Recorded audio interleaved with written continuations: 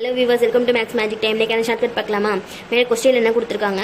ஏ என்பவர் ஒரு வேலையை 12 நாளில் முடிப்பாங்களாம். ஏ மட்டும் தனியாக ஒரு வேலையை 12 நாளில் முடிப்பாங்க. பி வந்து ஏயை விட 60% வந்து திறமை வாய்ந்தவராம். திறமை வாய்ந்தவர் அதிகம் கூடுதல் அந்த மாதிரி வந்துட்டாலே இந்த சம் வந்து கூடுதலை தான் குறிக்குது. லாஸ்ட் வந்து பி மட்டும் தனியாக அந்த வேலையை எத்தனை நாளில் முடிப்பாங்க, தனியாக எத்தனை நாளில் முடிப்பாங்க அப்படின்னு சொல்லி கேட்குறாங்க.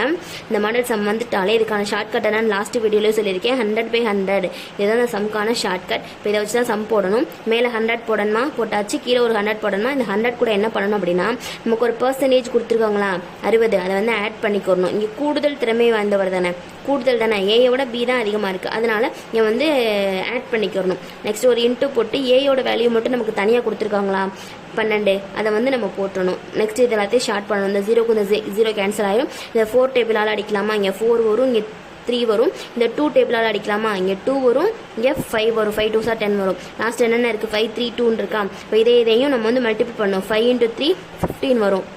லாஸ்ட்டு இந்த 2. இப்போ இதை ஷார்ட் பண்ணோம் அப்படின்னா 7.5 அப்படின்னு வருமா. 7.5நாலும் ஒன்று தான், 7 1/2நாலும் ஒன்று தான். அப்போ ஆன்சர் வந்து நமக்கு 7 1/2 நாட்கள், அதாவது 7.5 நாட்கள் அப்படின்னு வரும். இதுதான் சம்க்கான ஆன்சர். நெக்ஸ்ட் வீடியோவில் வேற ஒரு ஷார்ட்கட் பார்க்கலாம். சேனலை சப்ஸ்கிரைப் பண்ணிக்கோங்க, ஃப்ரெண்ட்ஸ்க்கு ஷேர் பண்ணிடுங்க. தேங்க்யூ.